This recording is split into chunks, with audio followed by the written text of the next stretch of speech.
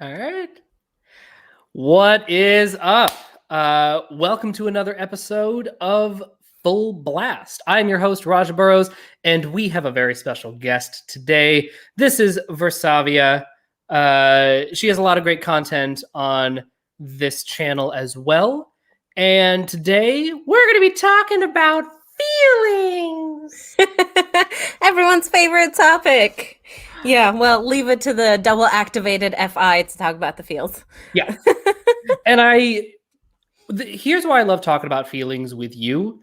I feel like because we speak the same feeling language, it's really easy for us to get on the same page about what feelings is and what it means, because we both have, even though yours is double activated savior, mine is Right. single activated demon, at least it's like, okay, we're speaking the same FI language. Yeah. And because we're in the same quadra, it makes a difference in terms of just like there's this assumption, and when I say a particular, like, because we're both NI, Right. when we do talk about feelings, we're talking about them conceptually rather than like this specific word means this specific thing, the way that somebody Right. with an SI might be talking about them. Right. And and we're gonna sort of get into this when we're talking about like feelings and priorities, and I can't wait to hear what you have to say on it. But I love that our feminine NI is really comfortable with large clumps of things where it's like, yeah, this is like this and like this, and these are all kind of the same concept. And I'm like, yeah, we can totally lump these together. That's fine. Yeah. I love it. But I think It kind of is like that, you know? Yeah.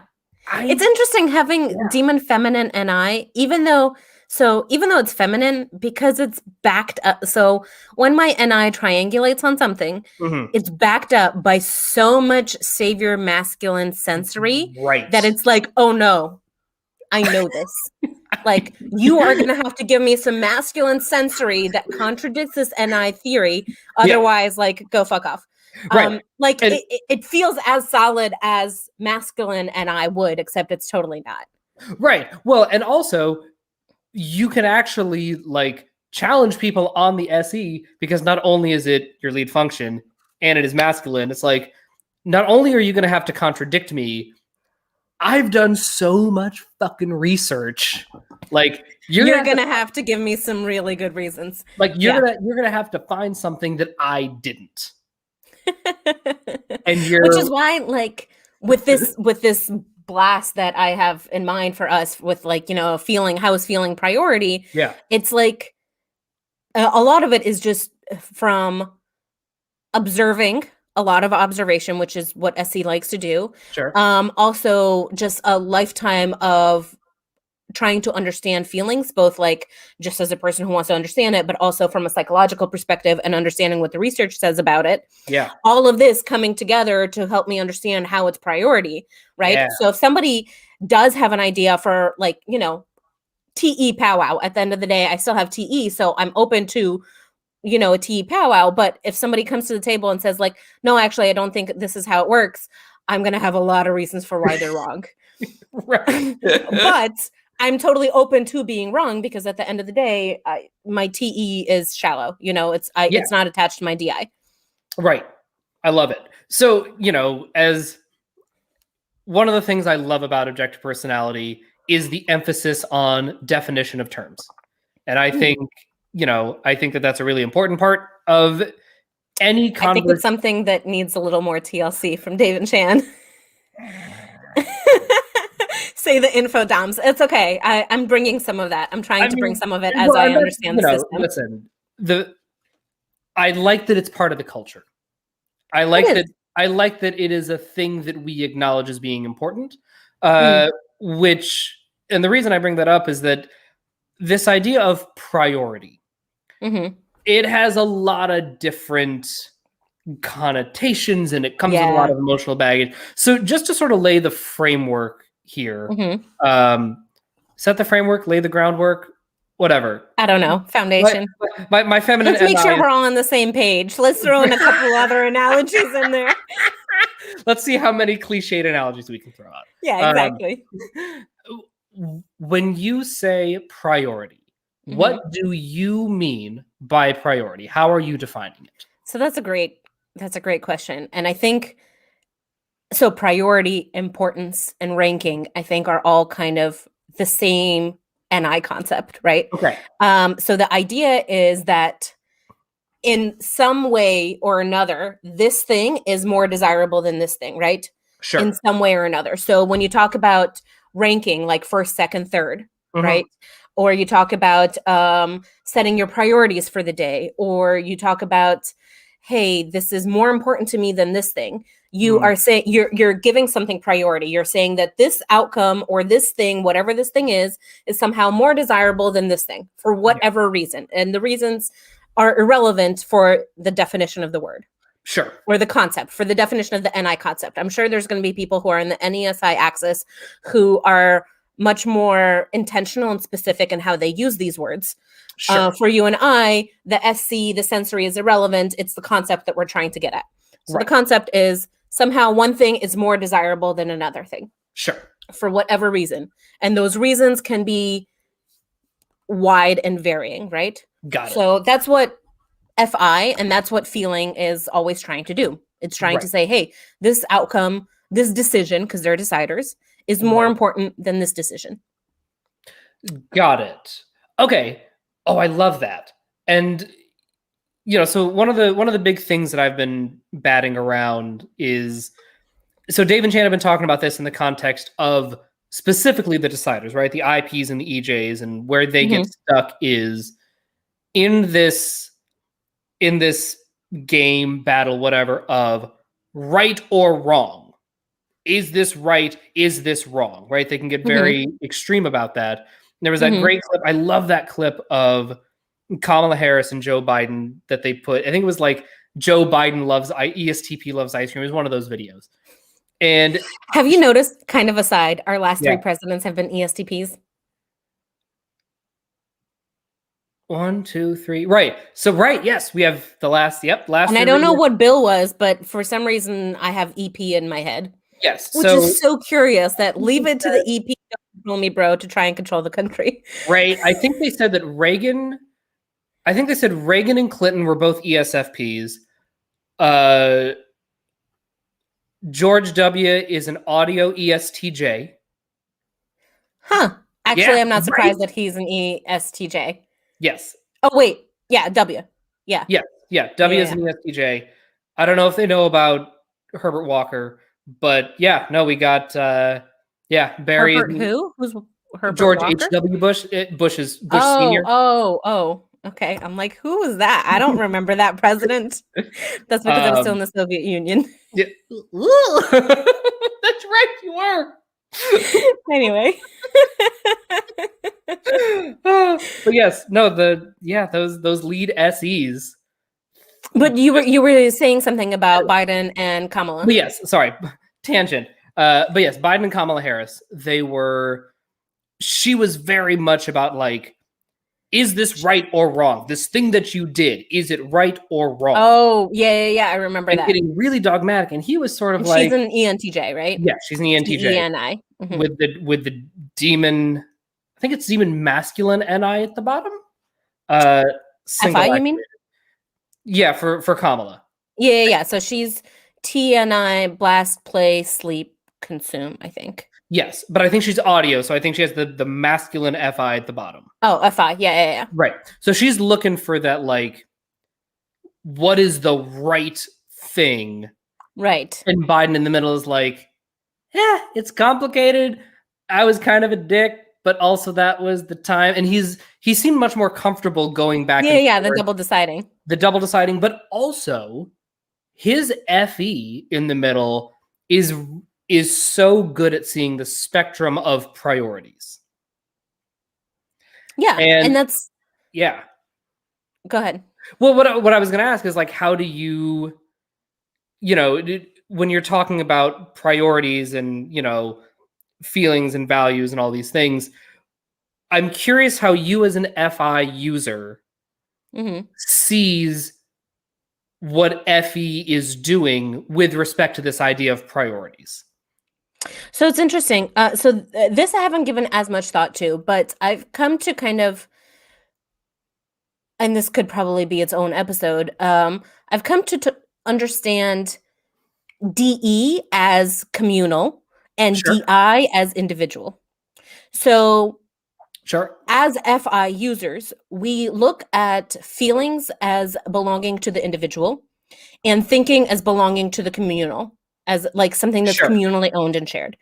So FE will look at feelings communally. And so when it comes to, so for example, you have somebody who's NIFE, right?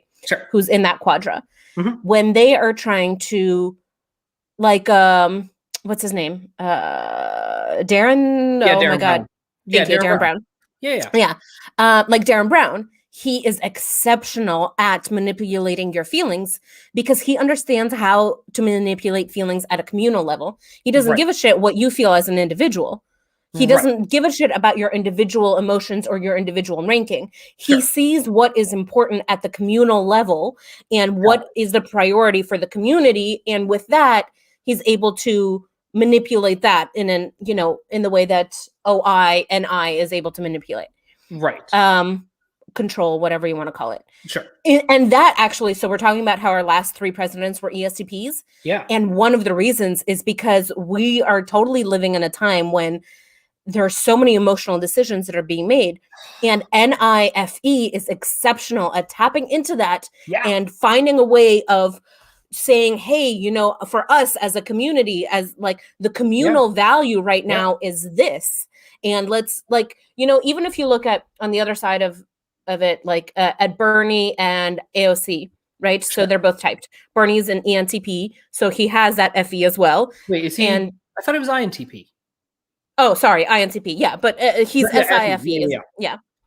And then AOC is NITE, right?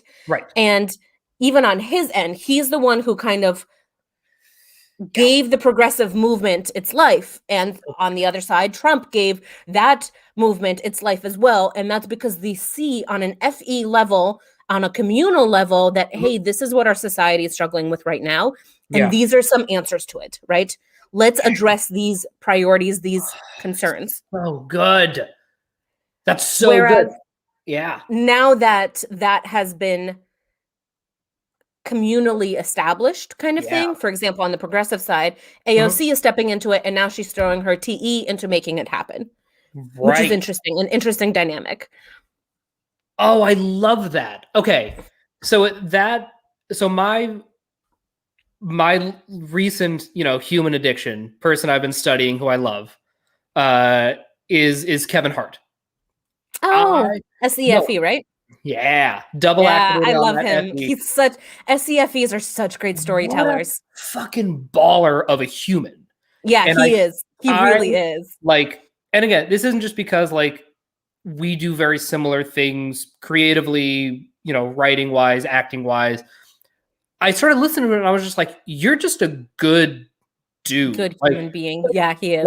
Like the energy that you as a human bring into the world is something that I believe the world is better off for. And so I started to really listen to him and like see what he was doing. And he has a great, this is some, tribe drama that he's aware of.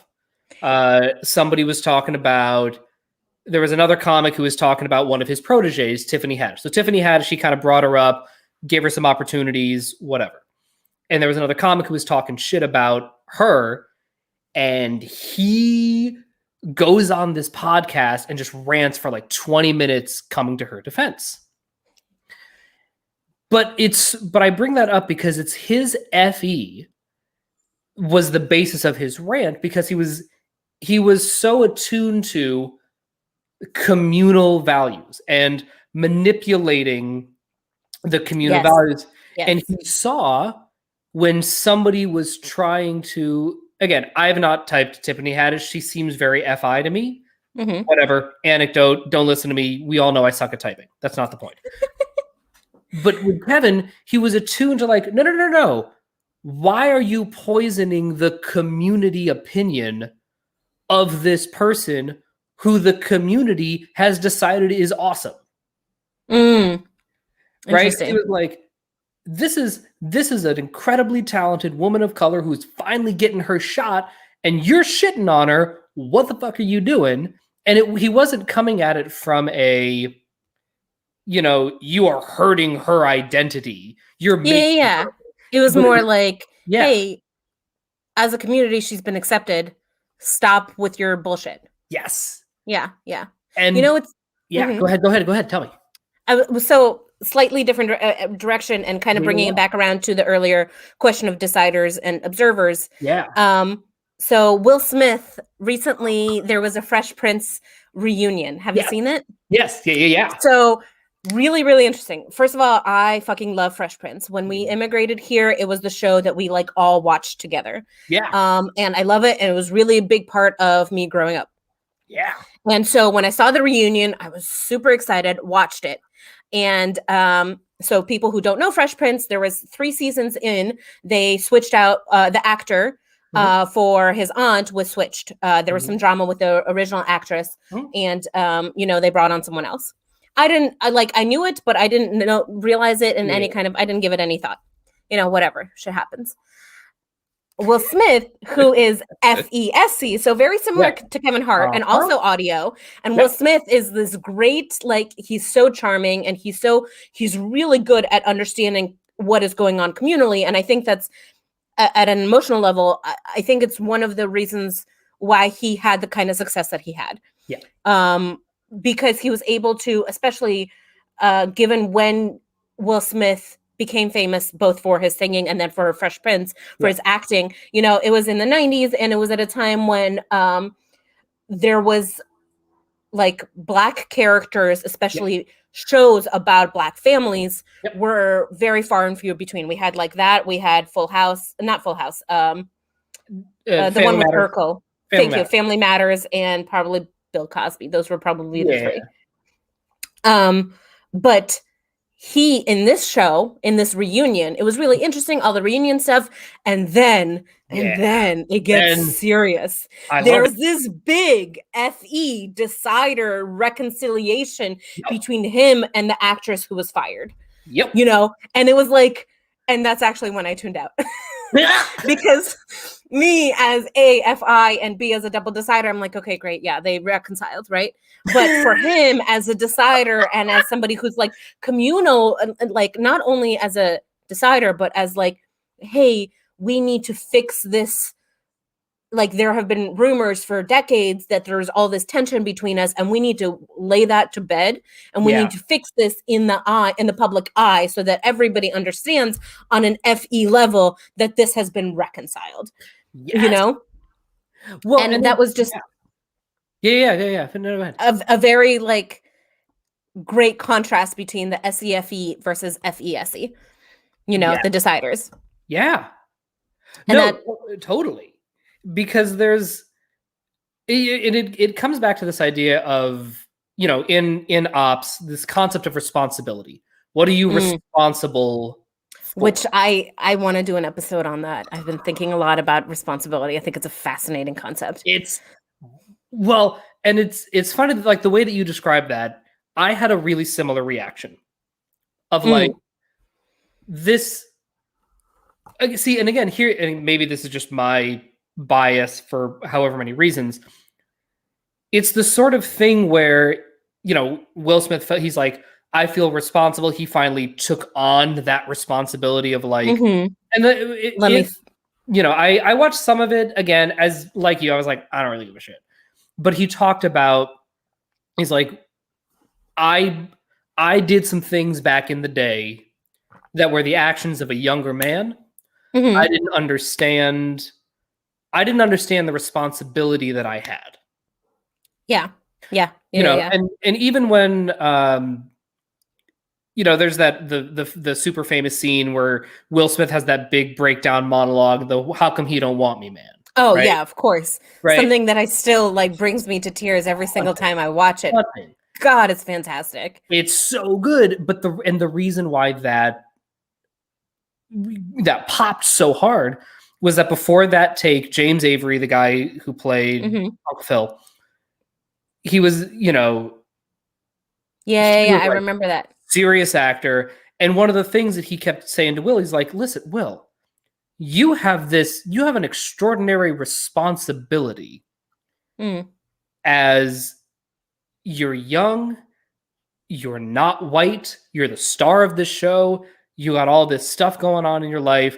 You have a responsibility to be the leader of this thing and to act right.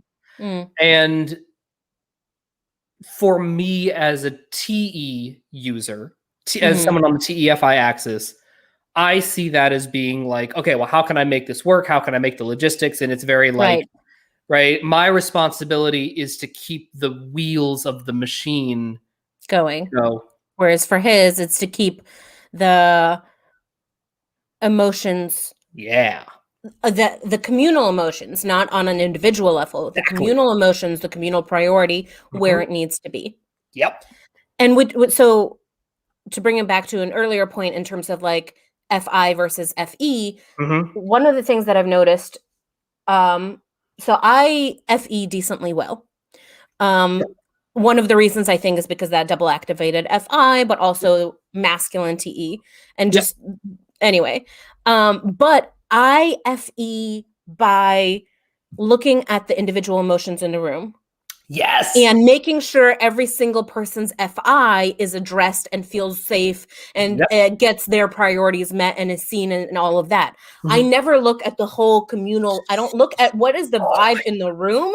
I look at what is every single individual feeling. Sure. And I think that's why I've started shifting in my understanding of DI versus DE into communal versus individual. And I think, the FETI axis is doing the opposite, where like, they're looking at TI for every single individual in the room. They look at how does this person think, right? Yeah.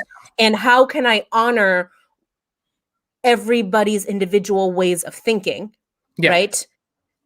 Whereas you and I, as TE users, were like, who cares how you think? Does it work for the tribe or not? Like, that's what we're concerned with. I think we're kind of getting... Well, what I wanted to... what I was going to try to bring this around to is when we're talking about priorities, right, and emotions, what makes priorities part of the F clumping rather than the DI clumping? Because what we've been talking, right, because we've been talking a lot so far about this concept of, and to be clear, I agree with you. I do think that feeling FEFI is aligned with priority for sure. But I'd be curious, again, That's an interesting question. We see feeling as very much from we default to seeing it from our FI lens. Yeah. Right? And, I've had many a conversation with an FE user. And FE users are perfectly comfortable talking about this matters to me. Yeah, of course. We all do because that's part of our language. It's part of our language. Right. But they approach it slightly differently. Yeah. I notice that FE users have to very frequently, and I think actually this bringing it right back to Will Smith and that big reconciliation. Yeah. They need to have an audience for their feelings if they're going to process them, if that makes sense. So if I'm going to process my feelings, I think this is a fairly common experience across the board. We want a witness to our feelings. And I think one of the reasons is because that's a way of validating our emotions, right? Yes. And that's something that a lot of us need. I think the people who don't need this are the exception, not the rule. And that would be people like, what's his name? Like the TINIs usually, or TISIs. Yeah, like Seinfeld does not care. Yeah, Seinfeld. Yeah, exactly. That's what I was thinking of. I forgot his name. But so if I'm going through something hard and I need to process something, I will absolutely process it, and I want a person, but I just need one person at least, and I need it to be somebody I have trust with and somebody I can be vulnerable with. Yeah. Whereas I find, and please, if you're an FE user, please correct me if this is a wrong understanding. Yeah. I find that FE users, especially saviors, tend to be, it's more, I need anyone who's around. I need the, like, I have a friend of mine who I have her pegged as FE play. I'm not sure SE or any, but she's definitely FE play. Sure. And she doesn't, when it comes to famous people, she only trusts them if she sees them melt down in public. And that's a very FE quality. Whereas for me, as an FI user, having a public meltdown is like, holy shit, are you kidding me? I am never going to share that. I'm going to do everything in my power to not have a public meltdown because my feelings are so personal. Whereas for her, once she sees somebody melt down publicly, then it's like, oh, okay, they've shared that with the community. I can now trust them because they've been vulnerable with us on a communal level. Yep. And so that is also how she approaches things, right? For her to process through her emotions, she needs an audience, and who the audience is less important than the fact that there is one. Yes. If that makes sense. And it's not like audience makes it sound performative. It's not performative. It's a need that they have just the same way that we do. Yeah. But it's just, it's validating in that it is shared by the group, right? Yeah. For us, it's validating that another individual feels it. For FE users, it's validating that it exists on a communal level. Yeah. I think of, so there's a singer, artist named Sarah Bareilles. For those who do not know Sarah Bareilles, if you I wanna be brave. Yup. I fucking love, I love that song. Bareilles, and I love her because she taps into my FI in a really, really important way. Again, I don't know what type she is. But so she wrote a musical called Waitress based on the film. And there's a beautiful duet towards the end of, I think it's in the middle of the second act. And the name of the song is You Matter to Me. And on the original concept recording, it's her, who I am 99% sure is lead FI. And I get that impression from her work as well. Right. And she sings it with Jason Mraz, who has been unofficially typed as an audio ENFP. Okay. I don't, lead consume, blast last, ENFP. This was a super slop typing on their part that I don't fully agree with, but savior FI. Okay. And when you hear the two of them sing this song, yes, it's a show, but like she kind of wrote it for him and he, whatever, because they're buddies. But that concept to me is it speaks so highly to what FI prioritizing looks like. Okay. Right? So the chorus is, I'm probably going to butcher this because it's been a minute since I was saying, but it's like, you matter to me, simple and plain and not much to ask from anyone. You matter to me. I promise you do. You matter to me. And it's this moment in the show and in the concept album where it's like, we don't care about the community's feelings. What matters to the community is that she stay with her abusive husband and that she stay a waitress and that he stay a doctor, right? Like that's and it's like, no. The FI explicitly doesn't care about that. And all the FI is looking for is the one other person to validate that priority. Yes.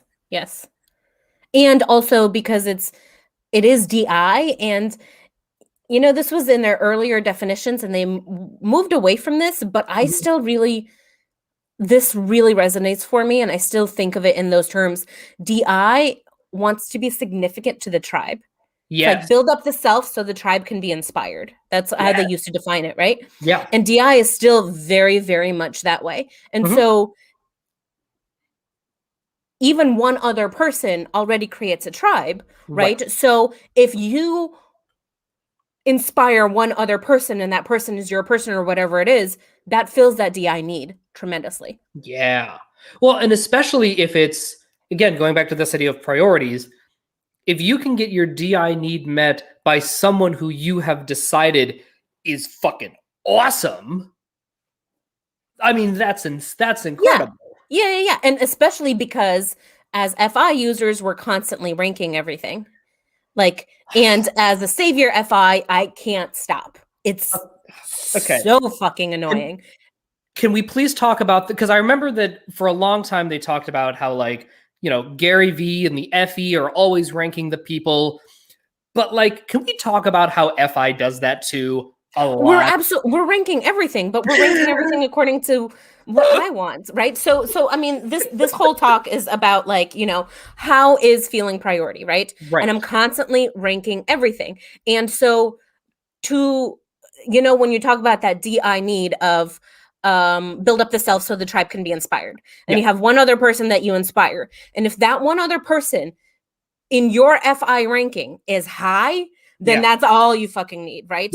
It doesn't matter why they're high on that. Like, maybe it's because it's somebody you admire. Maybe it's because somebody that like TE is high on the tribe or something like that. Or like whatever your reason is for why this person is important, for why this person is ranking highly, and then you can inspire them. It's like, holy hell, the biggest high in the world. Like, that is the shit that I live for, and it's fucking annoying. Yes.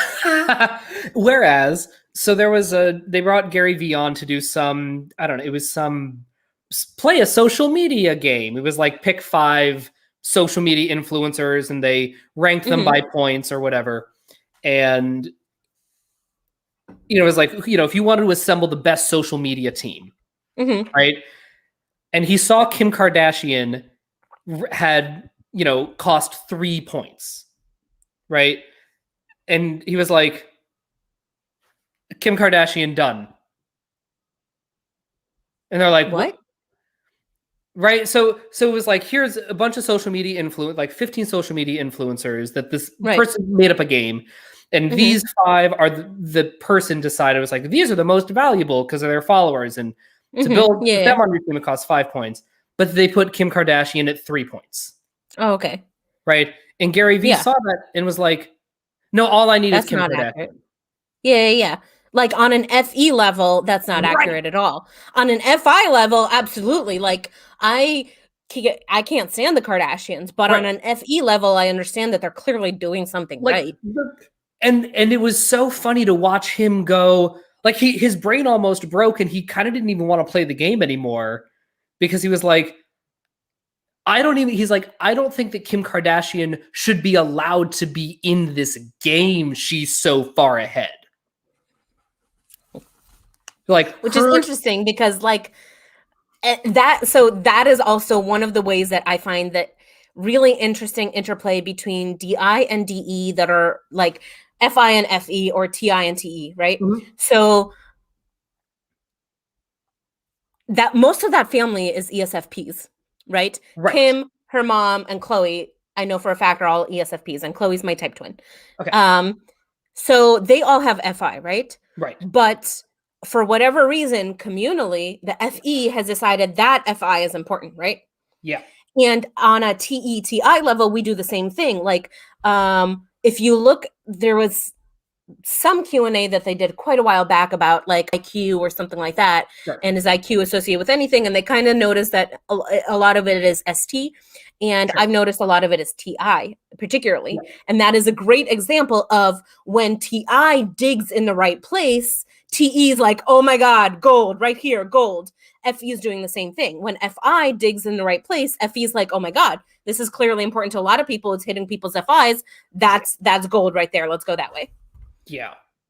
Yeah, and I didn't even think about that, but it's so weird that these FI users are all super popular and super FE influential. Like, kind of accidentally, because they're not. Okay, this is gonna sound real disrespectful for a second. If I can get a little disrespectful. Bring it, Reggie will be happy. Right? That was for you, Reggie.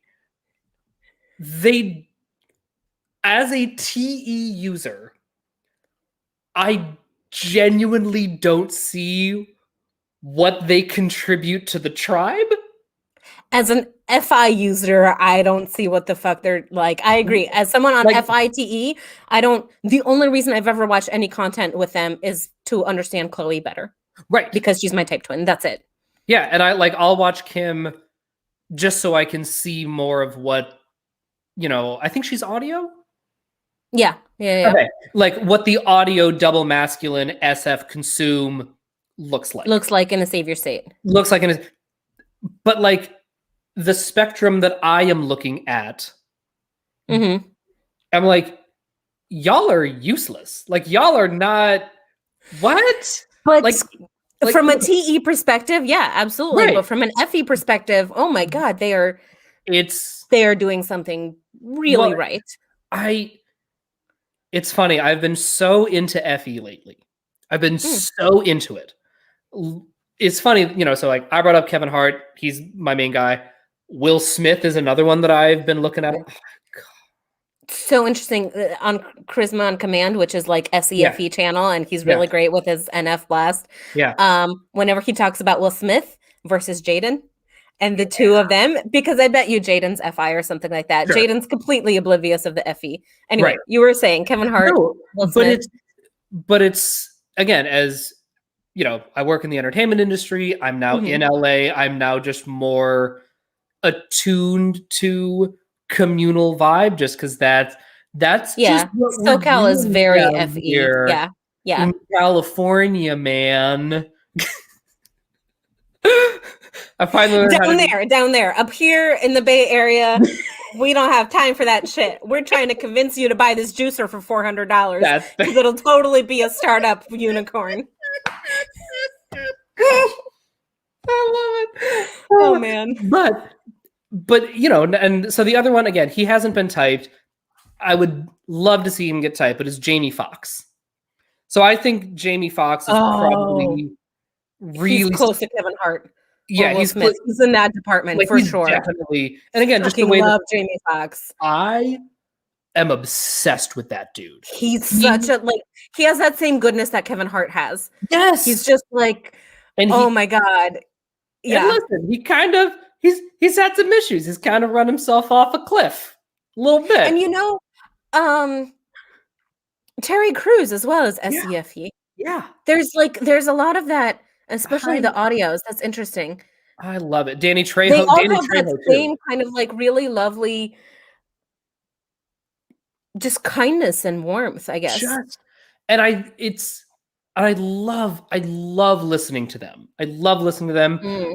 So Russell Brand is FENI double masculine, but he's blast, play, consume, sleep. So he's doubling up on his FESE. Yeah, and he's what's his name? The magician's type twin. Chris Angel. Thank you. Yeah, they're the same type. But just looking at those Will Smith, Kevin Hart, Jamie Foxx, and I look at just how they navigate the world. And to me as an FI user, it is fascinating. It is fascinating to watch them navigate the world because they are navigating how they perceive the tribe's priorities. Now. Yeah. Now, and they're doing it effortlessly. Now, let's be absolutely clear. They don't always pick right. Oh, well, yeah, of course. and that's the nature of FE or TE, of DE. We stay shallow. Yeah. And so we make mistakes. Yeah. I mean, we all make mistakes regardless of our deciders. But. Right. There was my favorite Jamie Foxx story. Do you know about the Jamie Foxx Oprah intervention? Oh, Lordy, no, I don't. Okay. So we got Jamie Foxx, who is allegedly in the FESE play realm. Yeah, he's in that area. He's somewhere in there. And then you got Oprah, who is lead blast FENI. Yeah, FENI. So she has that SEFE second because she's play. Yeah. Mm-hmm. Right. And so when he got nominated. So I think he won the Golden Globe for Ray and then got nominated for the Oscar. And he went way crazy. He was clubbing every night. He was getting into fights. He was full full blast, fucking running himself off of the SF cliff. Okay. Right? And we're talking about Jamie Foxx, right? Jamie Foxx. Okay. Oprah calls him. Oh, I have heard about this. Okay, yes. Right? I think I maybe posted in one of the groups. And I'm going to do really bad impression. He does much better impression than I do, but she's basically like, "Hi, Jamie Foxx. This is Oprah." And she basically was like, "You need to cut it out. You need to stop doing what you're doing. All of this running around, getting into fights, macking on the ladies. That's not what you want to be doing, because we're out here trying to win an Oscar for us." And she brings him to this birthday party. And it's like every famous Black actor ever. And it was Sidney Poitier's birthday party. I don't know who that is. He's like, so he was the first African-American to win a Best Actor Oscar. He's like the grandfather of Black actors. What's his name? Sidney what? Sidney Poitier. He's they call me Mr. Tibbs. Found it. Yeah. Let me see his face. Ah, okay, this guy. Yeah. He's like venerated. Yeah. Okay. Dude. And they all sat him down and they're like, they had an intervention. But I think about how, I mean, look, if Oprah calls you and tells you you're fucking up, you just listen to Oprah? Straight up. like I have Demon FI single activated, and even I know that Oprah trumps lots of things when it comes to I trust you, Oprah. But I think about what it took to get him to change. And what it took to get him to change was that he perceived a certain set of tribe priorities. Right? Right. And those priorities were go party, go have this lifestyle, because it seems like that's the glam lifestyle. Everyone's doing it. Right. And then what it took him to snap him out of that was, no. What tribe do you want? Do you want the tribe of Miami partiers?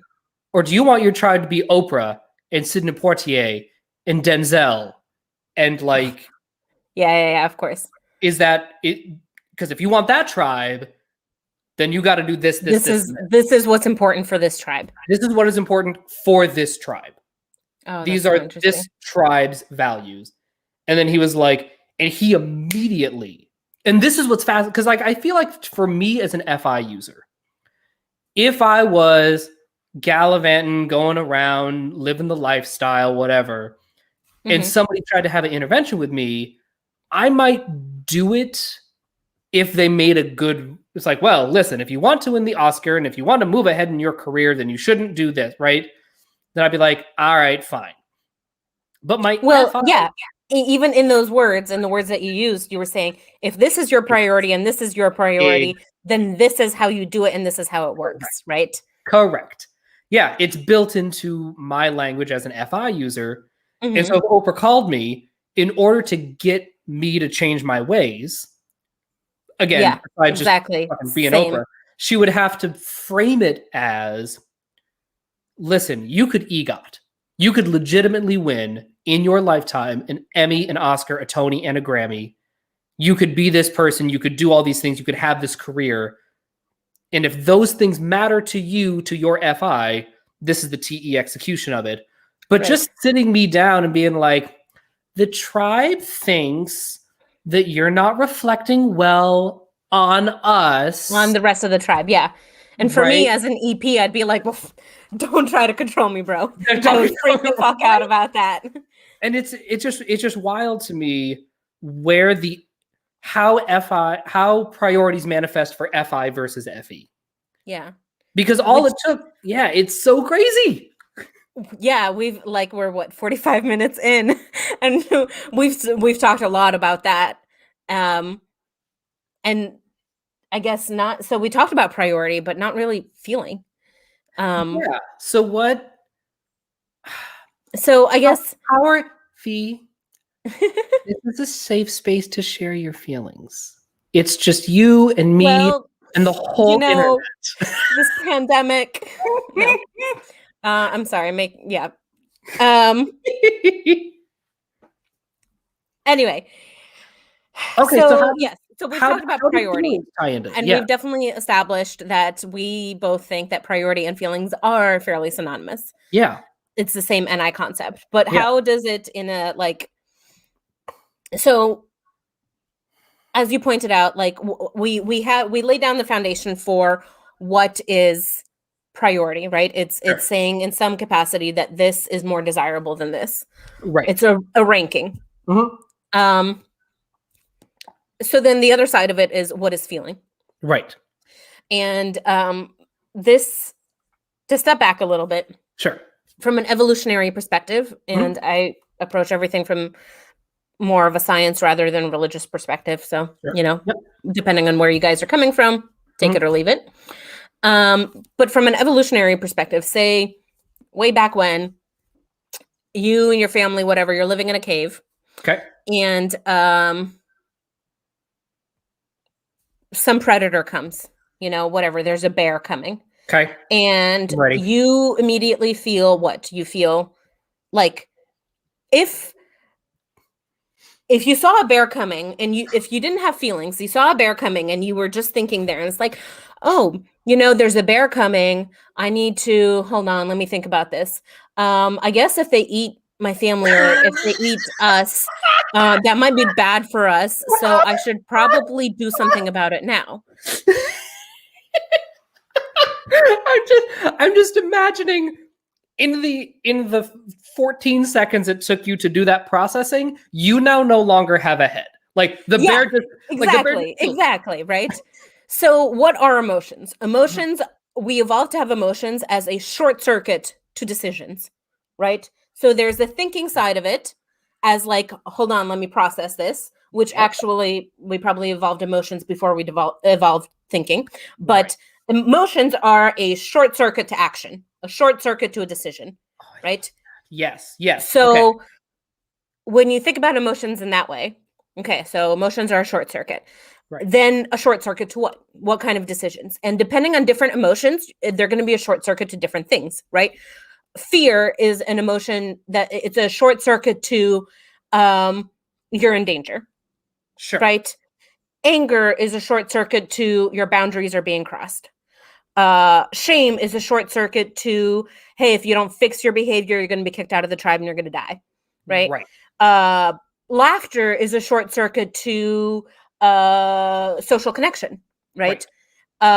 Curiosity is a short circuit to getting more knowledge and getting more information, or building more skills, which will then be helpful for you in surviving later on. So all of these are short circuits in helping you survive in some capacity. Sure. So when you put that together with, okay, so how does that translate to priority? Yeah. And essentially it's, so going right back to that example of the cave and the bear, right? Your emotions are probably going to be fear, anger, protectiveness, right? Sure. Anger, because it will give you like this boundary is being crossed by someone and you need to assert that boundary. Otherwise your family's going to die. Right? Fear, because you're afraid your family's going to die. You're afraid you're going to die. Protectiveness, because our like biological imperative is for our genetics to continue. And so you want your offspring to be alive. Right. So in that situation, those are the most important things if you are going to survive the situation. So those emotions in that context, in that situation where there's a bear coming, the most important things are to assert your boundary, to protect your ability to survive and your offspring's ability to survive, right? All of a sudden, those become the most important things. Those are at the top. Sure. And whether or not you're hungry, whether or not you're laughing, whether or not there's something new for you to learn, all becomes irrelevant. Whether or not you're going to be kicked out of the tribe, if you're feeling shame or whatever, completely irrelevant. Because right now, the bear is right here. It's right here. You got to deal with it. Right. So in that way, so what is the short circuit for? The short circuit is for what is the most important thing in this situation? Because if I don't address this thing in this situation, then in some capacity, my ability to pass on my genetics and for my genetics to survive will be threatened. Right. So okay. That's how the priority context dependent translates into emotions. So emotions are a short circuit to priority. Emotions are a short circuit to priority. Okay, so I'm thinking now I have to Think this through. Yeah. Well, I have to bring up my single activated demon FI to play. Okay, because as you were saying all of that, the one word that kept popping into my mind is efficiency. Yes. Right? And I think of that in the context of acting. So what amazes me about the really, really phenomenal actors is, and this is something that I'm not great at, but I'm okay enough at it to be able to do my job.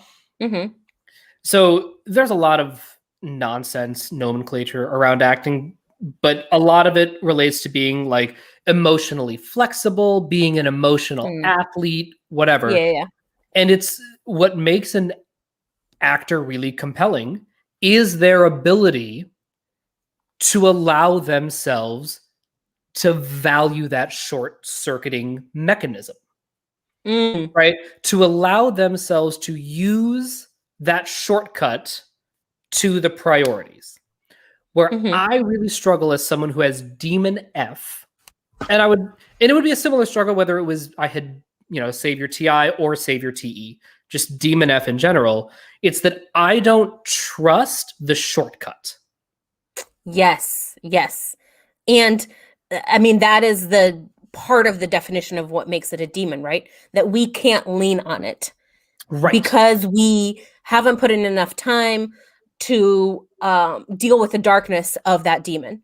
So with feeling as a demon, you can't lean on it. You don't trust it. You don't trust that efficiency because, oh my God, what if I go to this place and then all of these other emotions come up and those are bad emotions and I don't want that and I can't deal with those negative emotions.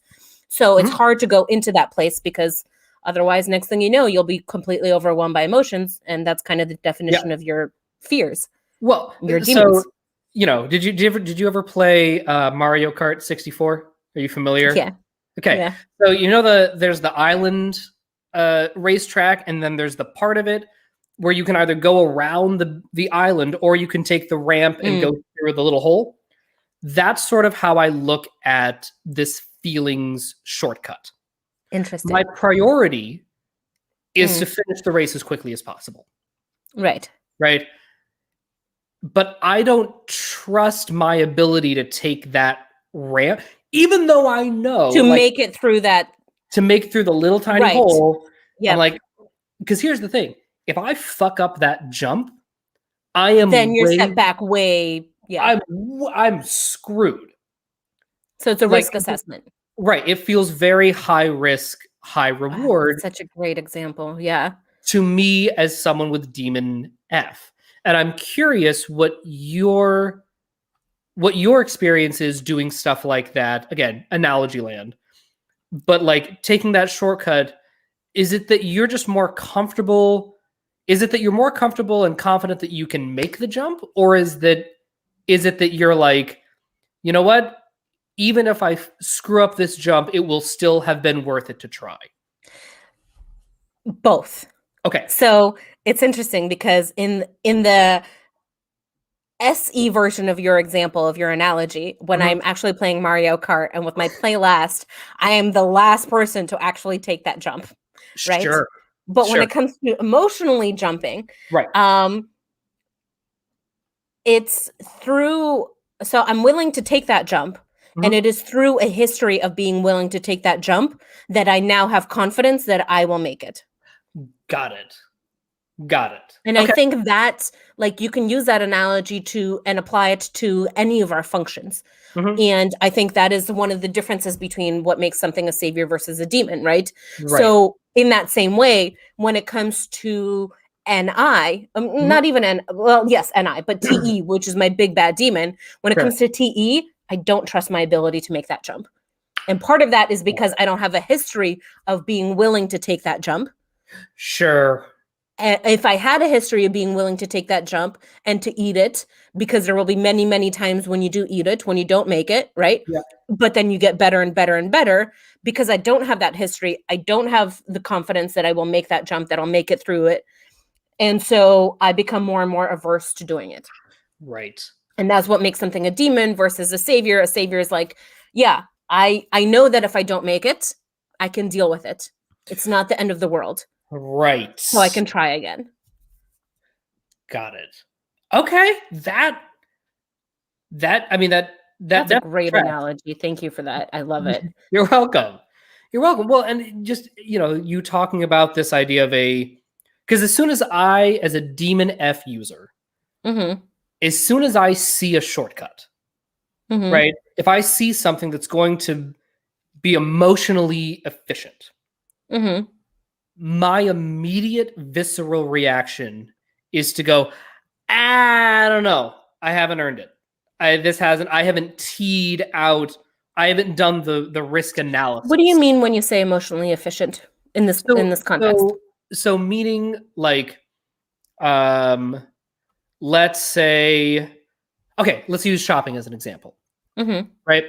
So if I'm out and about, properly socially distanced and wearing my KN95 mask, and I'm out doing little outdoor shopping, and I see something I really want, and I'm like, oh, this inspires a positive emotion in me.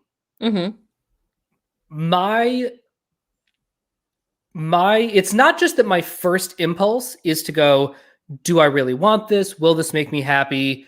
Let me check my wallet, right? It's that if I did that and was like, yep, it meets these 3 TE criteria, I'm going to go buy this thing. Yay, I am happy, right? What happens for me is that I see something that makes me happy. And that I immediately am like, wait a minute, this was too easy. This made me happy too easily. That's so interesting.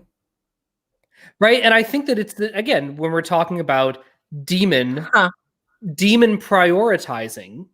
Yeah. Okay.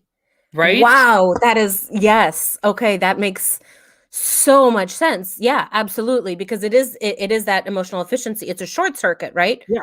And I can lean on that short circuit, whereas you can't. And until you understand why you're feeling that, like, not what is the mechanism behind why it's okay to prioritize that, you won't. Right.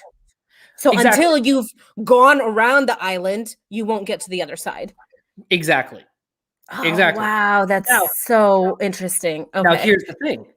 It works to my detriment with positive emotions, but it is fantastic when it comes to negative emotions. Because if something makes me sad, my immediate impulse is to distance myself from it and say, okay, what's really going on here? Let's process this. Let's think about this. Let's make sure, the whole thing, like I want to say Byron Katie's Do the Work sort of involves this. Is this true? Is this absolutely true? Do you know that this is true? What would when it comes to negative emotions, I am super comfortable doing that. Well, I challenge that. Okay. So what you described sounds like processing of the feeling. Okay. Just now, what you're describing with your negative emotions, whereas what you described with the positive emotions wasn't the processing of the feeling; it was allowing the feeling to exist, right? Okay. So you don't allow. So, say for example, you're feeling sadness or it's loneliness. Say you're feeling loneliness. You don't allow loneliness to exist because you're afraid, because you don't know what it's a short circuit to, right? And so you don't allow it to exist I at got all. it. Yes. Okay. But if you knew what loneliness was a short circuit to, and that short circuit TE made sense, then you would allow loneliness to exist. I got it. So in that way, it's very valuable, because one of the problems that I think F users, definitely FI, I can't speak for FE, but one of the problems that F users have is that we are constantly in the emotion, and we will constantly, so emotions only last, physiologically speaking, I think like 90 seconds, right? Sure. But we tell ourselves a story, and that story then re-triggers the emotion, right? So feelers, we are constantly telling ourselves the story, and we're constantly re-triggering the emotion. Whereas thinkers are like, I don't trust that short circuit. I'm just cutting it off. That's it. I'm not going through that hoop. I'm not even going in that direction. Right. Okay. Yeah. No, and there have been many times when it comes to negative emotions. Again, double-edged sword for me. You know, of course. Because like there's pros and there's cons to it. Yeah, absolutely. There are so many times when it has been bonkers useful for me to just not have not allow loneliness to exist, not allow absolutely, fear, shame, embarrassment, guilt, whatever, to exist. One of the things that I notice is that TEEJs with single activated FI, I know very, very few of them who experience depression. And I think one of the reasons is because they are so adept at saying like, nope, that emotion, it doesn't exist. That's it. And there's pros and cons to it, as there is with anything. Again, the con is that not that I am an EJ, but I am as cranked up of an IJ as you can be. As you can be. So I have only experienced depression a couple of times in my life. And again, I'm not talking about like clinical depression. I'm talking about like the episodes of down. Episodes of down, right? But I've only really experienced that a few times.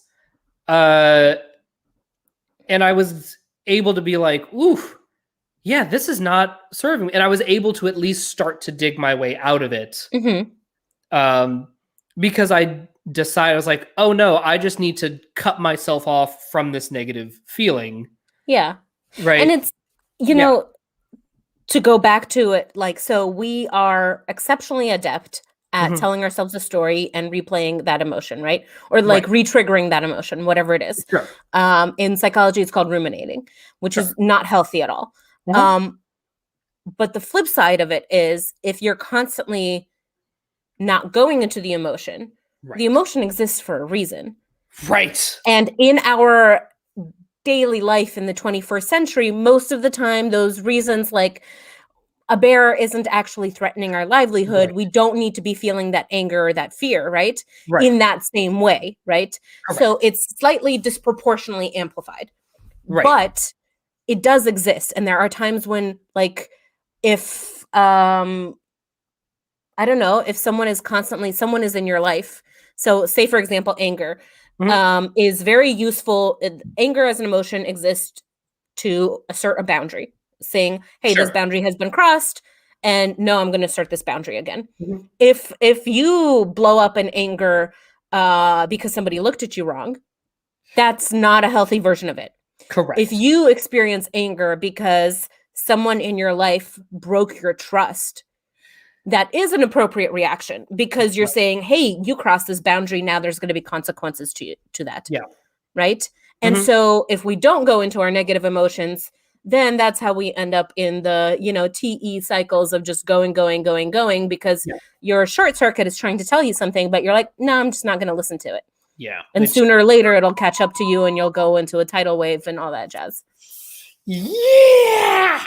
Maybe like 10 years in New York or something like that. Yeah, I don't know. I don't know what you know. Yeah, I don't know if you know anybody like that. No, and it's such a weird. Even just the biggest reason I wanted to talk to you about this and why I think it's such an important and interesting and worth digging into topic is that I've been having a lot of feelings lately about the internet. Oh. Girl. Yeah. I've been having a lot of feelings about the internet. Yeah, I get that. And not in the sense of like, old man yells at cloud. Because I'm not anti-technology. Mm-hmm. Because, for instance, a car is technology. You know, bow and arrow is technology. Like, I'm not of course. anti, right? All technology does is enable what already exists within Right. humans, and it amplifies the good and the bad. Right. The internet is no exception to that. And that's right. And where I find myself really, really resisting and being, feeling, and obviously, there's all the stuff about how social media has changed and its algorithm and it's, Darren Brown messing with us, which is real and terrifying and provable. And I just have that's a whole separate thing. Mm-hmm. But what I have found, especially during this pandemic, when we kind of have to be on the internet, Mm-hmm. we don't, I did the Cal Newport digital detox at the beginning of the year. Mm-hmm. It was amazing. I loved it. I cannot wait to go back to that. But the pandemic hit in March of 2020, and I was like, I can't not be digitally. Yeah. Like Yeah. That's not realistic. It's unless not you live on a self-sustainable farm somewhere, you can't. Yeah, with other be people, completely disconnected. Yeah. Yeah, and I'm like, this is not gonna. It's not gonna serve me. But I bring all of that up in the context of short circuits and priorities and all of these sort of things come together for me, because I'm like, I feel like when I'm on the, just because of the efficiency of the internet and the efficiency of advertising and just the design of these things that currently I need to use in order to interact with other people, that there's so much that's not just competing for my attention, but competing for my priority.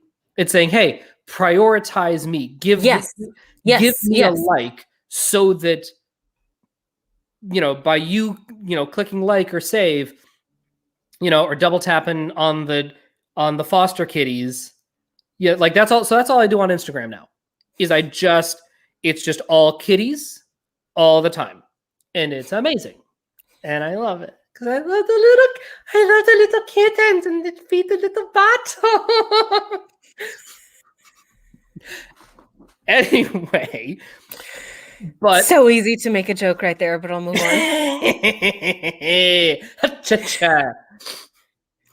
This is a family channel. No, it's not. That's anyway, yes.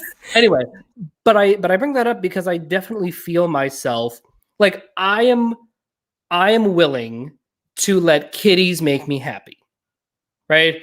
When there's a little teeny tiny kitten competing for my attention and my priority and this little spot in my heart, like I'm super good with that, right?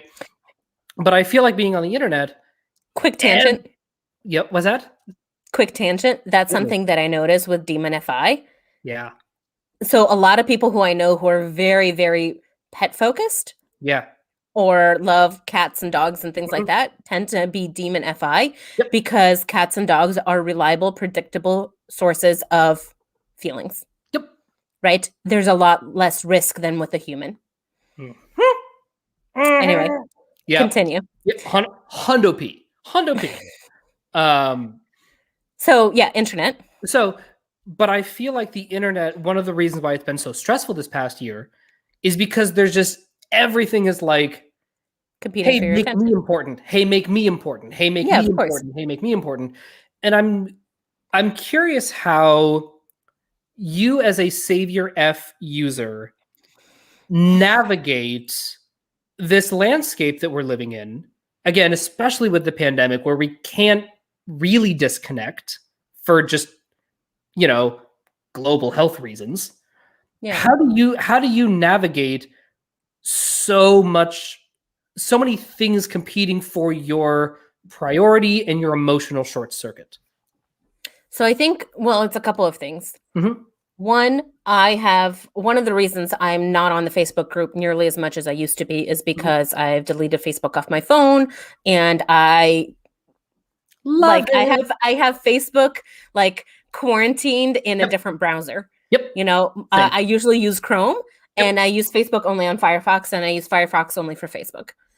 because I don't want them tracking me, and I also just don't want it open all the time. So I have to intentionally go seek out Facebook. I don't let Facebook come to me anymore. I love it. I love it. And I think that's been a really big part of it is limiting and controlling what sensory can come in. And a lot of that is thanks to Dave and Shan. Actually, Dave and Shan and a lot of the people that they've introduced into my life where I've learned that I really need to limit that. Love it. The other side of it is that I do have Savior and IFI. And that helps because while I'm any sensory that comes in is constantly evaluated and ranked by my FI immediately, right? It's really annoying. But then the next thing that it does is that immediately that sensory goes to my NI and it gets thrown into buckets, right? Sure. Oh, hey, this sensory is connected to this and this NI, right? And so because I know what NI threads run through what is important to me, right, it's really easy for me to then just like dismiss sensory that doesn't fall to those NI buckets. Oh, I love that. And it's double activated for you. So you don't even like, you're only getting sensory input only, right? That's coming in through your SEFI, and you don't feel wired for obligation wired, I guess is maybe a good way to put that, for the SETE input gathering. Exactly, which is obviously a huge, huge challenge for me. But yeah, absolutely. And so what that means is that I just, in the same way that, you know, Demon SE just, or Demon Sensory in general, just doesn't see the sensory. If some kind of sensory doesn't hit my FI, I don't remember it at all. But if it does hit my FI, then you bet your ass I'm going to remember as much of it as I can, right? So if a particular experience, like if I met someone and for whatever reason that interaction didn't hit my FI, I'm not going to remember meeting them. But if I meet someone and that person, that interaction hit my FI, I'm going to remember every detail about that meeting in a very double masculine kinesthetic kind of way. Sure. So that FI acts as a top level filter. Yeah. Yeah. Well, in the same way you guys have your IJ box, I very frequently talk about having an FI box. If something's not in my FI box, I just don't see it. It doesn't make it to me, which is one of the reasons why that SETE play is a big challenge, because in order for me to do any SETE play, it needs to be in my FI box. And so one of the ways I've hacked it is by making SETE play something that is important to me. Sure. So I've put that play into my box. Into your box. Right. And honestly, I think that's kind of what I've done with my sleep.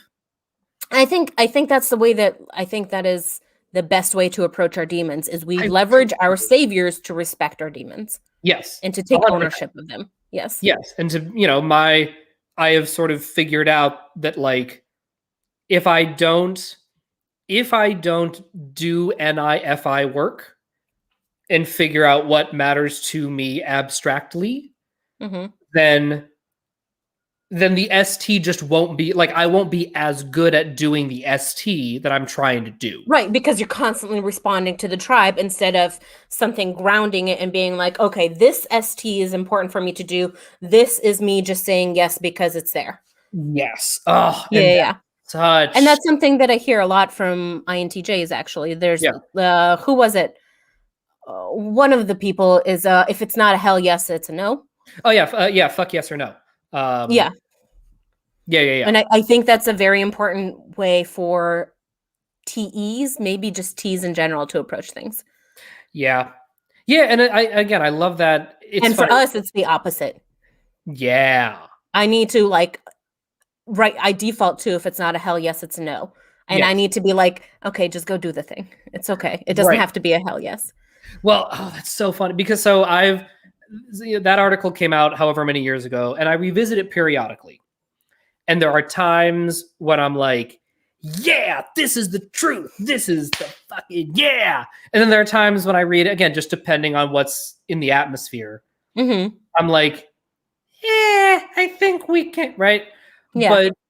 But even just that hell yeah, that to me, that is the exact short circuit that I don't naturally trust. Yes, I was just thinking about that. Yes, because the hell yes is it's scary because what if you go down that hell yeah and then, oh, it turned out to be a hell no. Right. Right? What do you do in that situation?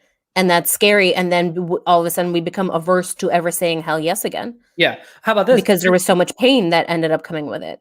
Well, how about this? Going back to the Mario Kart analogy, we know just because of how the level is designed that if I make the jump through the tunnel, I will be fine. Mm-hmm. I know that there isn't a wall of like I know that it's not going to be a dead end. I know there's not going to be a wall of fire there. Yeah. It's going to pay off because I have the little mini map in the bottom right-hand corner showing me that it'll be fine.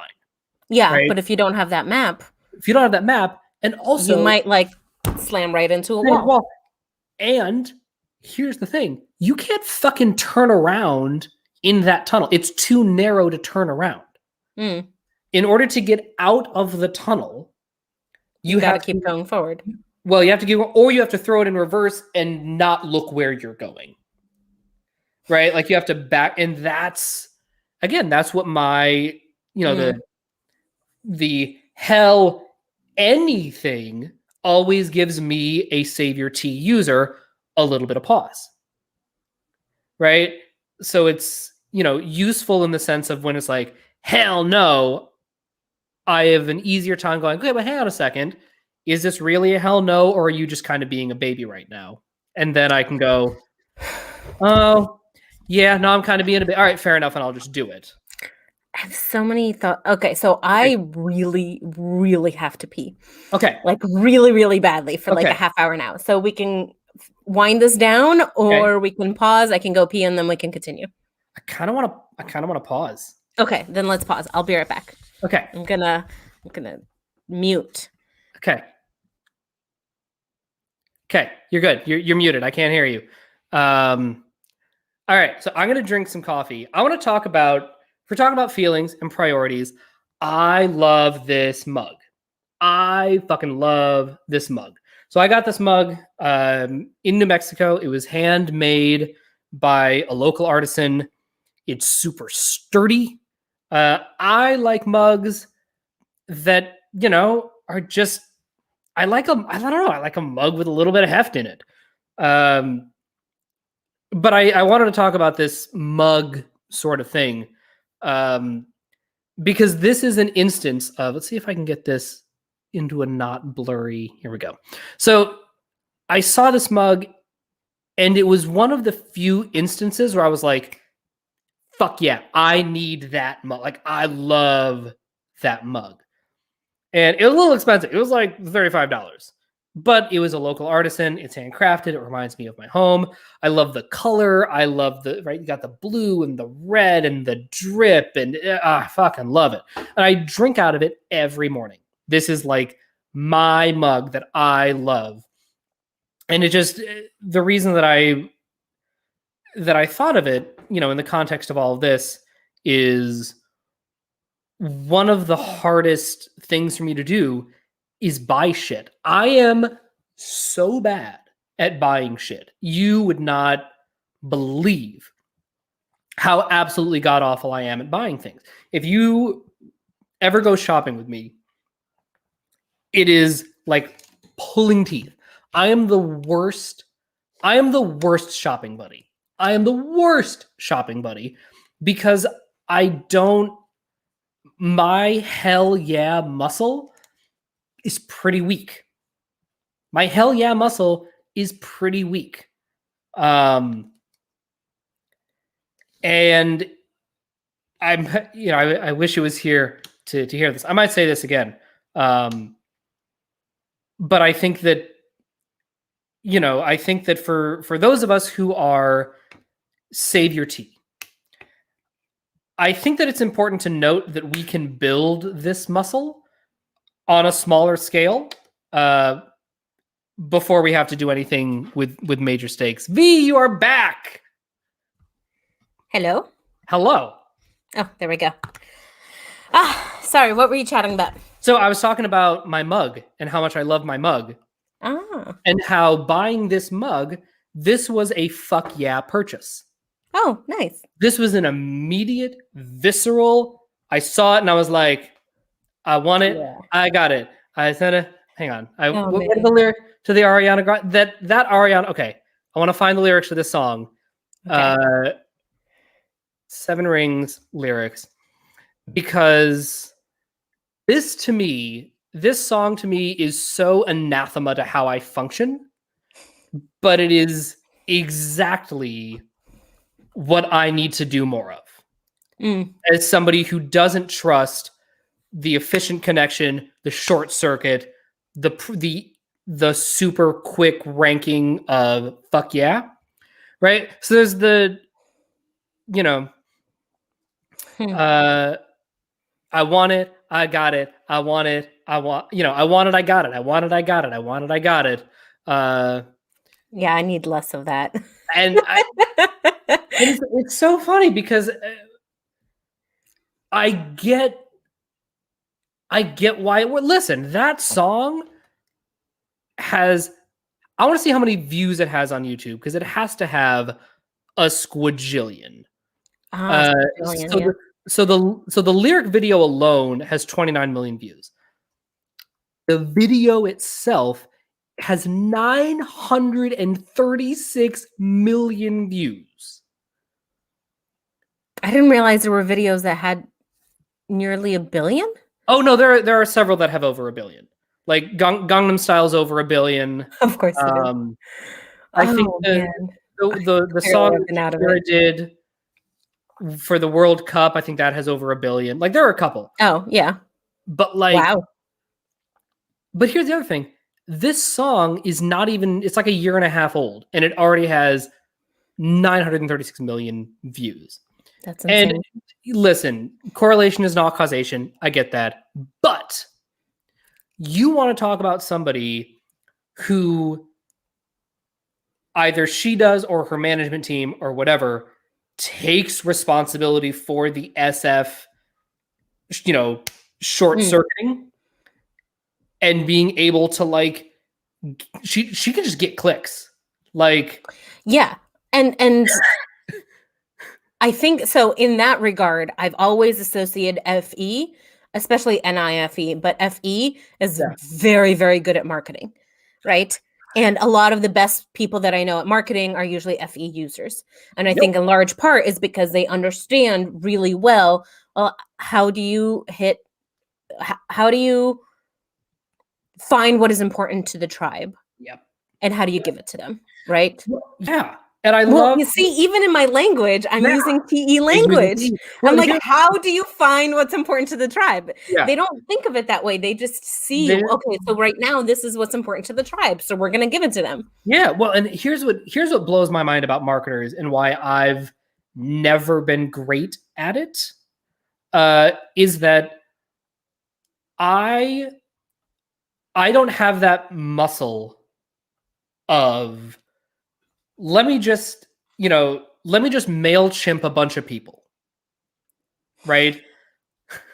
And let me just listen. Eventually, if I send out enough flyers, if I send out 1,000 emails, 1,000 marketing emails, 100 of them will get read, 50 of them will click on the link, 20 of them will read after the link, and 3 are going to pop, right? Yeah. And FE is so comfortable. I disagree. Okay. I think that is a play above sleep kind of behavior usually. Okay. And I think FE is not necessarily about that. FE is knowing how to write the email so that the person wants to click on the thing. Got it. So that when the person clicks on the thing, they're like, oh my God, this is exactly what I needed. Right. This is exactly what I want. Well, but even if it's not something that they want or need. Right.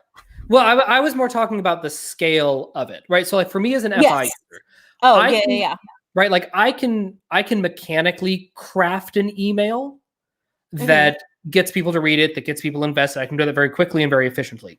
Yes. But when it comes to priorities, I as an FI user am terrified of, like, I don't have the muscle of what Feeling people's like emotions. what gets an emotional response from a wide swath of people. Yes. Right. And that's what I was getting at. Right. It's also, this is one of the struggles. So this kind of dynamic exists between our saviors and our demons. Sure. And this dynamic also exists between our quadra and our opposite quadra. So it's one of the things that I really struggle with when I'm trying to FE. Sure. Is I can very often see what the FE decision is. Right. But it's very hard to put my FI aside in order to do it. Sure. And that same thing happens with FITE, for example. I can see what the TE decision is, but if my FI wants this thing over here or thinks this is important, it's very hard to tell my FI, hey, listen, I get it, but right now we're going to do this. You know, it's very, very, and as double deciders, that's the easiest thing to do, right? As single observers, that's going to be our much bigger challenge. Right. And in that same way, as FI users, it's going to be, we might see what FE is important, but our FI is like, yeah, but this is what's important for me, so fuck that, right? It's very hard to tell the FI, listen, I get it, but you shut up for right now, we're going to do this. Yeah. It's very hard to do that. Yeah. And I think that kind of dynamic exists in several different places in ops. Oh, for sure. Well, and it's funny that, the way that you talk about that very effortlessly, and you're very aware of the ways in which your FI commandeers shit. Yes. Yeah. That's savior and savior sleep as well. Right. Savior and savior sleep, double activated. Yeah. Where I get. And also meditation. I've been meditating for a while and said that brings awareness into what my internal monologue is. Sure. Well, that actually segues almost exactly, because that is something that I have trouble acknowledging that I do. Right? It's not, oh, I don't do that as much. It's that I have a much lower awareness of when my FI has been compromised. What about TE? Are you aware of what your TE is doing? Anecdotally, fairly, because I get the triangulation from my lead NI and my double activated SE. Are you aware, like in the moment? Yes. Like when you're TEing, your brain pings, oh, this is me TEing. Yes. Okay. Very, very much. That makes sense. Yeah. Now, what I choose to do about that is another matter. That's a whole other matter. Yes, very rarely do I not know that I'm in TE mode. Very rarely. Say that again. Sorry, I was reading comments. Right. Very rarely do I not know that I'm going down a TE rabbit hole. Oh, okay. Yeah. Right. And when people will call me out on it, they're like, you're TEing right now. And I was like, yes, I do. It's my savior. Yeah. I'm well aware that I'm doing it all the time. Yeah. Yeah. But where I get screwed up is when I don't know when my FI has been like my FI is like a sleeper agent where it'll just get activated and I'll be like, oh, wait, that mattered to you this whole my guy, we could have done something about that. You should have just told me. But of course, it's like I was trying to tell you, you weren't listening. Right. And for a long time, it was like, well, I didn't know that I could and now I recognize I've literally been yelling at you for a month. I literally can't yell louder than this. You just need to listen to me. And I'm like, so I have a friend who I have pegged as EJ version of you. So TE at the top. Sure. And he recently got engaged. And I don't think that's going to go well. And one of the interesting things is that when he talks about FI, he doesn't think that being in love in the kind of romantic, all-consuming feelings that you see portrayed in media. Yeah. He doesn't think any of that kind of emotion exists. oh, honey, oh no, oh, boo And boo. and because of that, he's like, well, this is good, this is works, and we work well together, so why not? Oh, You oh, know? boo And I know quite a few TE users who take that kind of approach. And in large part, I would argue that is because they're shutting down that FI. They don't allow that FI, like you were just articulating, they just don't hear it and they don't allow it to exist. They don't allow themselves to go into it. So honey. of course, in their experience, it never does exist because they don't let it. But like, And that's exactly the kinds of stories that you hear, like later on, someone has a midlife crisis or whatever it is. yeah, It's when they finally listen to their FI and their FI is like, I've been telling you this thing all this time. And so they overcorrect and they go too far into it. and then they get a Ferrari.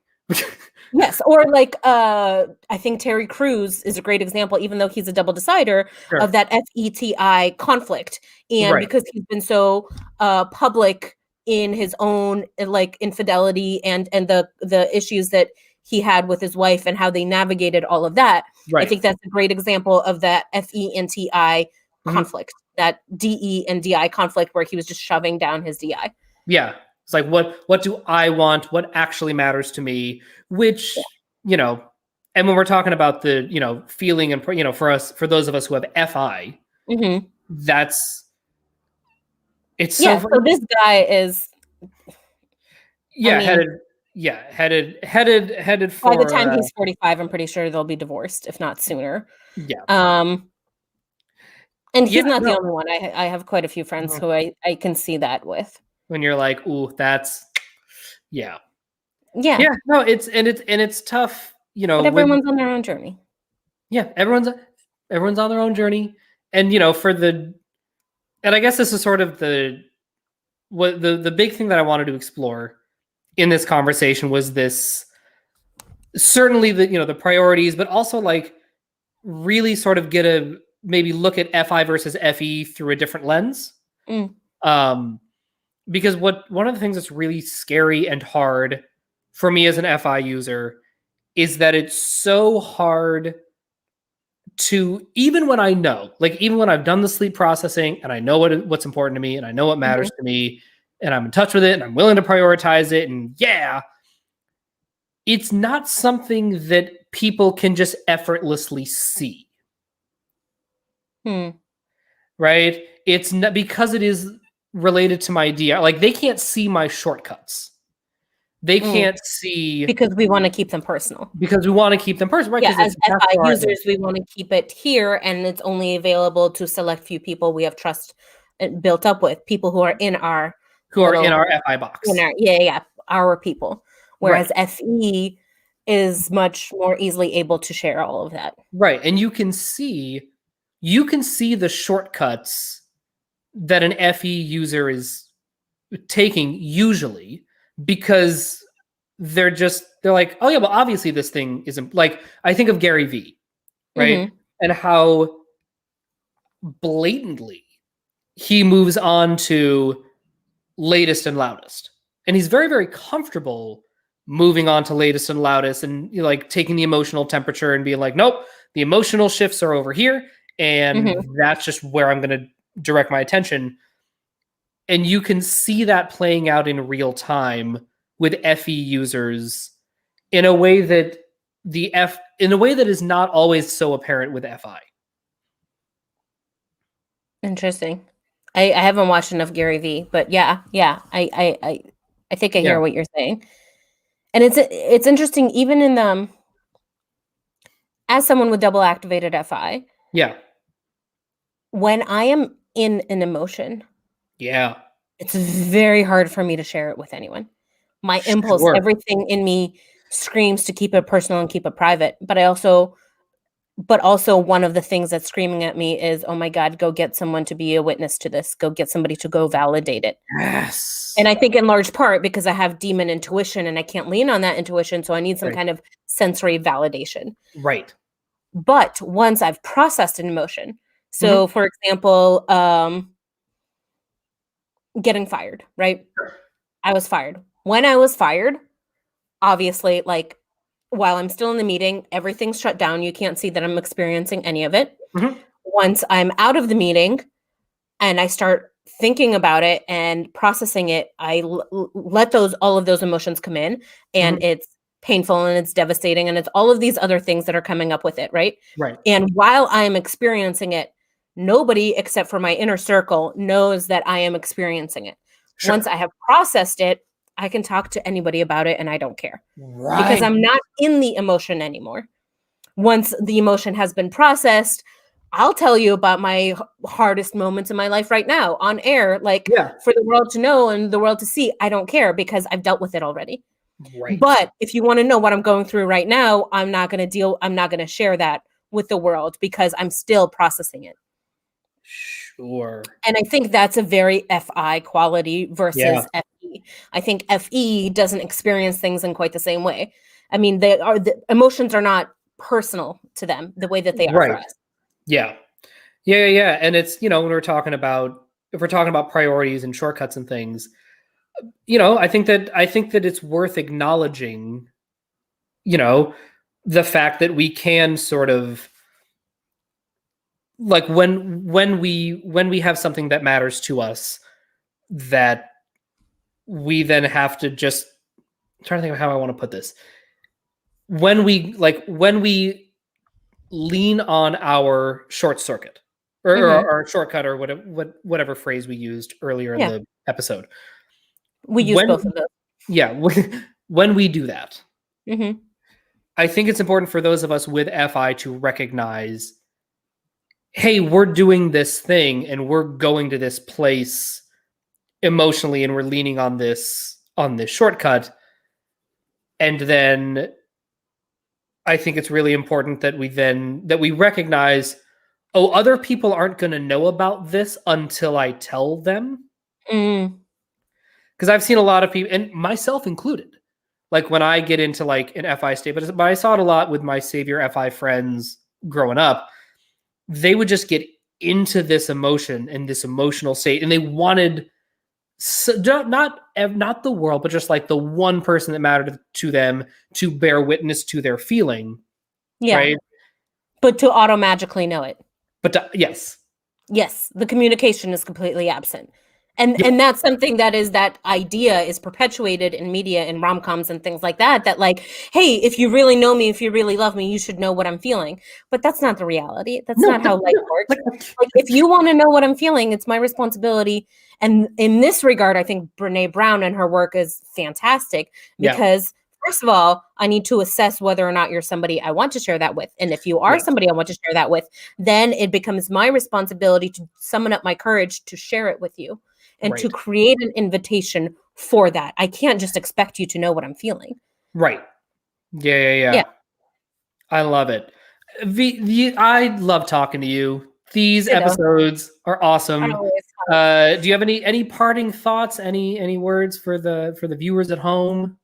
I know, but I think for our next episode, maybe we should tackle like responsibility and ownership and that whole subject because I have a lot of thoughts on that. Especially because I'm like technical interview. I've been interviewing with a bunch of companies and things like that. Yeah. And in startup land, which is where most of my companies that I'm looking at are, ownership.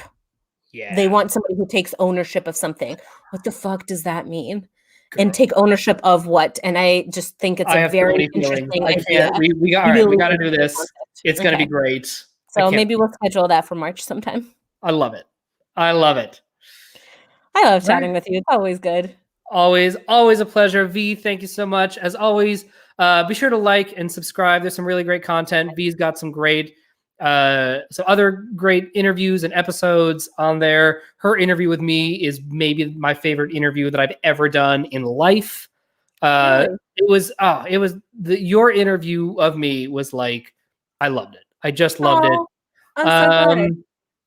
Yeah. So, be sure to like and subscribe. Yeah. And if there's anything you guys are curious about, something within the ops system that like this, how is feeling priority? Hopefully you guys have a better understanding of that and a better idea. But if there's something else, it's like, I don't get how this works, or like, what the fuck is a savior or a demon?